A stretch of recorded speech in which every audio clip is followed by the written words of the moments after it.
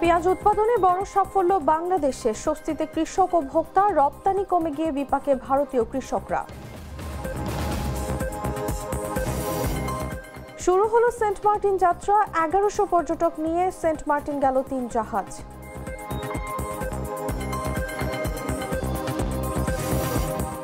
পাবনায় 4 দফা দাবিতে পরীক্ষা বর্জন, সরকারি শিক্ষকদের দুশ্চিন্তায় অভিভাবক ও শিক্ষার্থীরা, দাবি বাস্তবায়ন না হওয়া পর্যন্ত চলবে কর্মবিরতি।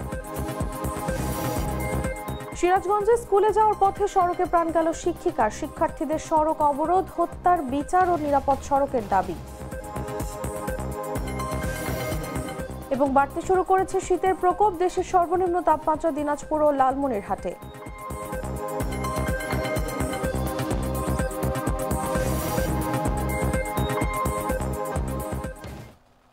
এতক্ষণ শুনছিলেন সংবাদ শিরোনাম। দর্শক, আমন্ত্রণ দেশ জুড়ে সংবাদে, সাথে আছি আমি তসলিমা তিথি। রোজকার সাধারণ খাবার এখন হবে অসাধারণ, প্রাণ স্বাদের মশলা, স্বাদ বাড়ায়, ঘ্রাণ ছড়ায়। চলে যাচ্ছি পুরো খবরে।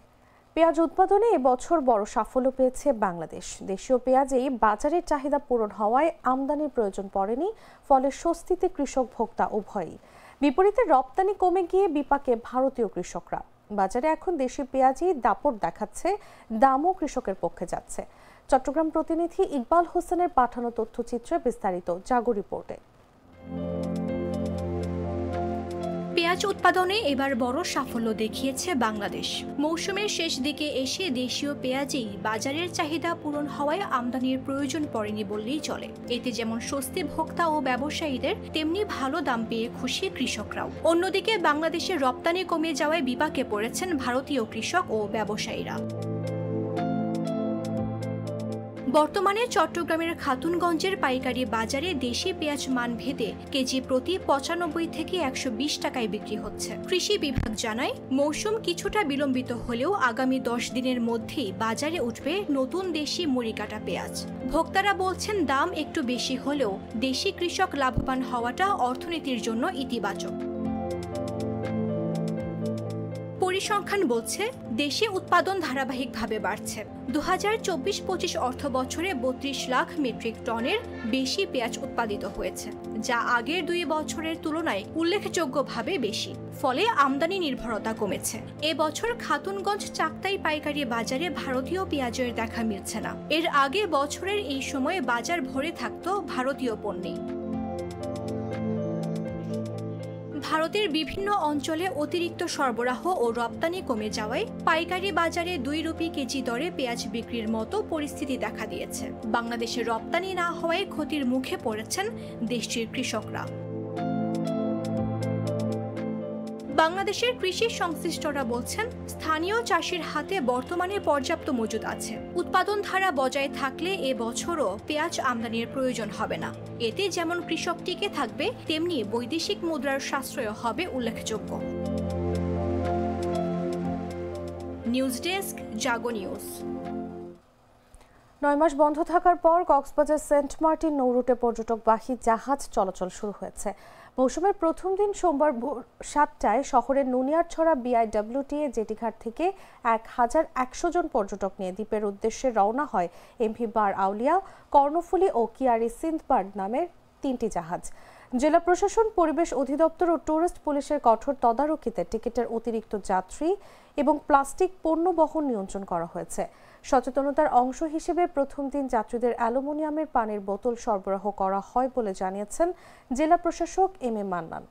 সকালে জেলা প্রশাসকের সঙ্গে অতিরিক্ত জেলা ম্যাজিস্ট্রেট মোহাম্মদ শাহিদুল আলম, কক্সবাজার সদরের UNO নীলুফা ইয়াসমিন চৌধুরী, টুরিস্ট পুলিশের কক্সবাজারের প্রধান অতিরিক্ত DIG আপেল মাহমুদ সহ সংশ্লিষ্টরা ঘাটে এসে পর্যটকদের অভিবাদন জানান ও সরকারি নির্দেশনা তদারকি করেন। এদিকে সরকারি 12 নির্দেশনা মেনে সোমবার থেকে 31 জানুয়ারি পর্যন্ত পরবর্তী 2 মাস সেন্ট মার্টিনে পর্যটকদের রাত্রি যাপনের সুযোগ থাকছে। জাহাজ কর্তৃপক্ষ জানিয়েছে, প্রথম দিনের জন্য 3টি জাহাজের টিকিট আগে বিক্রি হয়েছিল এবং 1100 পর্যটক গেলেন দ্বীপে।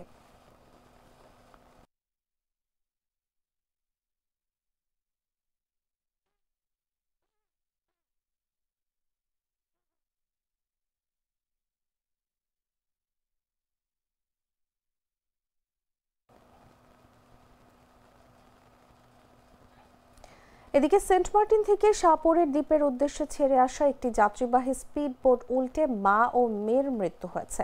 সোমবার সকাল 10:30টার দিকে শাহপরের দ্বীপের ঘোলাচর এলাকার কাছাকাছি দুর্ঘটনা ঘটে। বিষয়টি নিশ্চিত করেছেন সেন্ট মার্টিন ট্রলার মালিক সমিতির সভাপতি আব্দুর রশিদ। তিনি বলেন, সকাল 10:30টার দিকে সেন্ট মার্টিন থেকে শাহপরের দ্বীপের উদ্দেশ্যে ছেড়ে যাওয়া স্পিড বোটটি শাহপরের দ্বীপের ঘোলাচর এলাকার কাছাকাছি পৌঁছালে আচমকা উল্টে যায়। এতে স্পিড বোটে থাকা 8 যাত্রী সাগরে পড়ে যায়। পরবর্তীতে সবাইকে উদ্ধার করা হলেও মরিয়ম বেগম ও তার শিশুকন্যা মাইমাকে গুরুতর অবস্থায় টেকনাফ হাসপাতালে নেওয়া হলে সেখানে দুজনই মারা যান। অন্যদের মধ্যে আরও 2 জন অসুস্থ, বাকিরা যাত্রী বর্তমানে সুস্থ আছেন। বিষয়টি নিশ্চিত করেছেন টেকনাফ মডেল থানার ভারপ্রাপ্ত কর্মকর্তা আবু জায়েদ মোহাম্মদ নাজমুন নূর।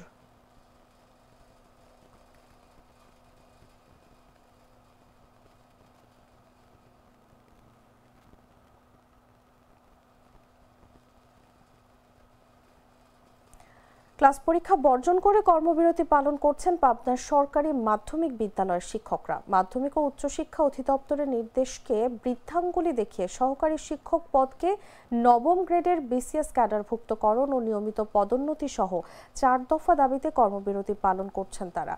বাংলাদেশ সরকারি মাধ্যমিক শিক্ষক সমিতির ঘোষণা অনুযায়ী সোমবার সকাল থেকে এই কর্মসূচি পালন করছেন তারা। শিক্ষকরা জানান, দীর্ঘদিন ধরে তাদের সঙ্গে বৈষম্যমূলক আচরণ করা হচ্ছে।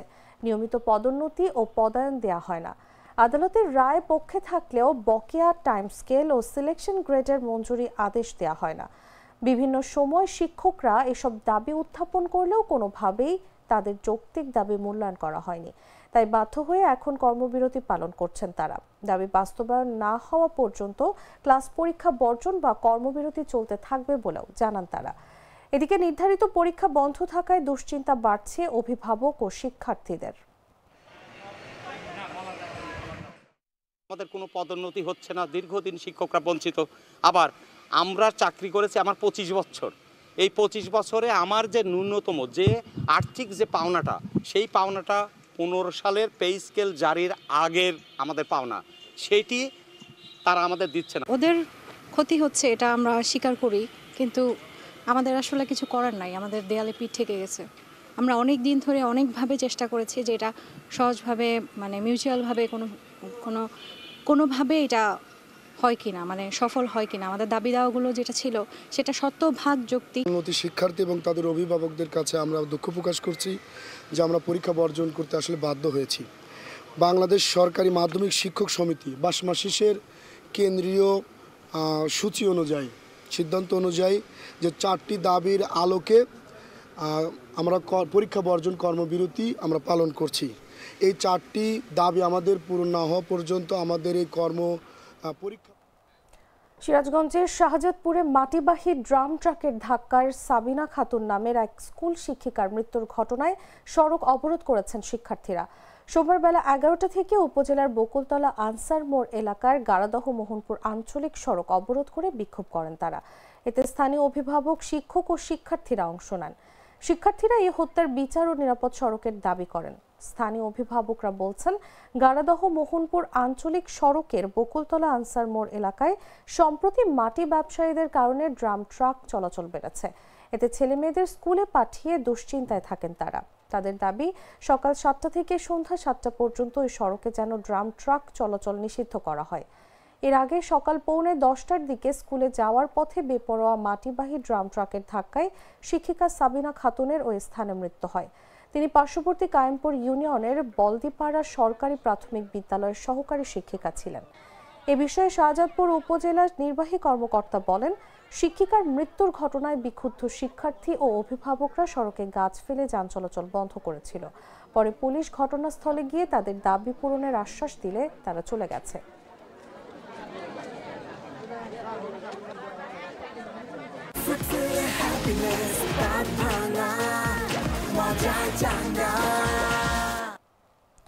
জটিল রোগ থ্যালাসেমিয়ায় আক্রান্ত সিলেটের শাহজালাল বিজ্ঞান ও প্রযুক্তি বিশ্ববিদ্যালয়ের পরিবহন পুলের বাস চালক মোহাম্মদ মনসুরের 2 ছেলে।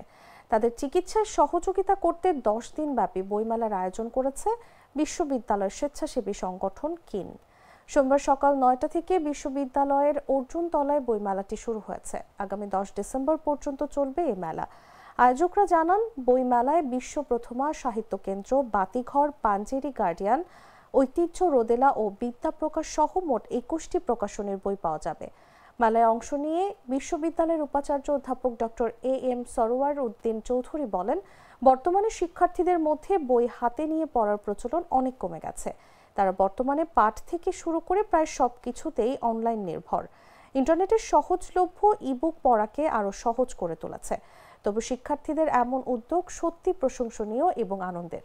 বইমেলা আয়োজন শিক্ষার্থীদের জ্ঞান চর্চার পরিসর বাড়াতে সহায়তা করবে বলে আশাবাদ ব্যক্ত করেন উপাচার্য।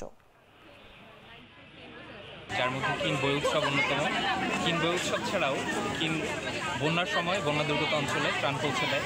এছাড়াও চ্যারিটি কনসার্ট কিংবা অন্যান্য মাধ্যমেও কিন চ্যারিটি মূলক বিভিন্ন ধরনের কার্যক্রম করে থাকে। এরই ধারাবাহিকতায় কিন আয়োজন করেছে এবার কিন বই উৎসব 2025। আমাদের এই উদ্যোগের কারণ আমাদের ক্যাম্পাসেরই মনসুর মামা, তার 2 শিশু হাবিবুল্লাহ এবং আবদুল্লাহ, যারা মেজর থ্যালাসেমিয়ায় আক্রান্ত, তাদের চিকিৎসা সহায়তার জন্য মূলত আমরা এই উদ্যোগটি গ্রহণ করেছি। পুস্তকের আলোক দ্বারাই মানবতার উন্মেষ, এই মূল মন্ত্রকে ধারণ করে আমাদের আজকে থেকে শুরু হচ্ছে কিন বইমেলা 2025।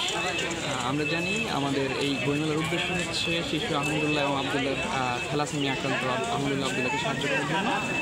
উনি আমাদের ক্যাম্পাসের বাস মামা, মনসুর মামা, ওনার 2জন ছেলে, ওনারা হচ্ছে কি আক্রান্ত, ওদের সাহায্যে আমরা হচ্ছে রোজকার সাধারণ খাবার এখন হবে অসাধারণ। প্রাণ স্বাদের মশলা, স্বাদ বাড়ায়, ঘ্রাণ ছড়ায়। দিনাজপুরের সর্বনিম্ন তাপমাত্রা রেকর্ড হয়েছে 13.2 ডিগ্রি সেলসিয়াস। সোমবার জেলার আবহাওয়া অফিসের সকাল 9টার প্রতিবেদনে এ তথ্য জানানো হয়। এদিন এটি দেশের সর্বনিম্ন তাপমাত্রা বলে জানিয়েছেন দিনাজপুর আবহাওয়া অফিসের ভারপ্রাপ্ত কর্মকর্তা তোফাজ্জল হোসেন। এদিকে লালমনিরহাটেও সর্বনিম্ন তাপমাত্রা 13.5 ডিগ্রি সেলসিয়াস রেকর্ড করা হয়েছে। কুড়িগ্রাম রাজারহাট কৃষি আবহাওয়া পর্যবেক্ষণাগার ভারপ্রাপ্ত কর্মকর্তা সুবেল চন্দ্র সরকার বলেন, কয়েকদিনে এই তাপমাত্রা আরও কমতে পারে। কুয়াশার ঘনত্ব অব্যাহত থাকার সম্ভাবনা রয়েছে। শীতের এই তীব্রতায় স্থবিরতা নেমে এসেছে কর্মজীবী মানুষের জীবনে। বিশেষ করে দিনমজুর, রিকশা চালক ও কৃষকদের ভোগান্তি চরমে। পেটের তাগিদে কনকনে ঠান্ডা উপেক্ষা করে তাদের বের হতে হচ্ছে কাজে।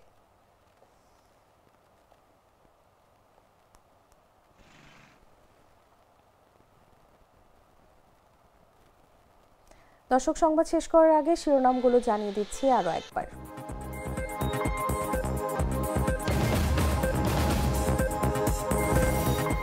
পেঁয়াজ উৎপাদনে বড় সাফল্য বাংলাদেশে, স্বস্তিতে কৃষক ও ভোক্তা, রপ্তানি কমে গিয়ে বিপাকে ভারতীয় কৃষকরা। শুরু হলো সেন্ট মার্টিন যাত্রা, 1100 পর্যটক নিয়ে সেন্ট মার্টিন গেল 3 জাহাজ। সেন্ট মার্টিন থেকে ফেরার পথে স্পিডবোট ডুবিতে মা মেয়ের মৃত্যু। পাবনায় 4 দফা দাবিতে পরীক্ষা বর্জন সরকারি শিক্ষকদের, দুশ্চিন্তায় অভিভাবক ও শিক্ষার্থীরা, দাবি বাস্তবায়ন না হওয়া পর্যন্ত চলবে কর্মবিরতি। সিরাজগঞ্জে স্কুলে যাওয়ার পথে সড়কে প্রাণ গেল শিক্ষিকার, শিক্ষার্থীদের সড়ক অবরোধ, হত্যার বিচার ও নিরাপদ সড়কের দাবি। এবং বাড়তে শুরু করেছে শীতের প্রকোপ, দেশের সর্বনিম্ন তাপমাত্রা দিনাজপুর ও লালমনিরহাটে।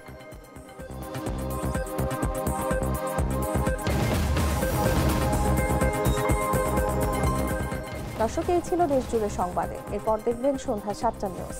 প্রতি মুহূর্তের সর্বশেষ খবর জানতে ভিজিট করুন jagonews24.com। ফলো করুন আমাদের ভেরিফাইড ফেসবুক পেজ এবং সাবস্ক্রাইব করুন জাগো নিউজের ইউটিউব চ্যানেল। ধন্যবাদ সবাইকে।